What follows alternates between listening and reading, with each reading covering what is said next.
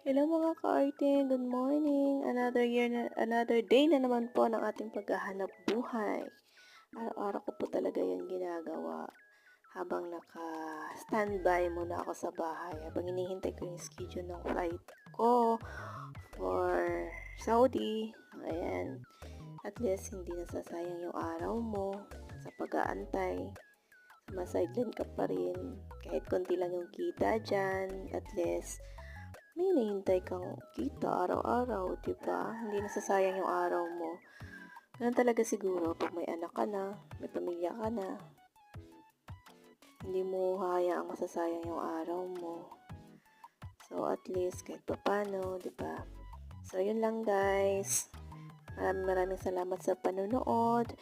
Do share and subscribe. Thank you so much. Bye!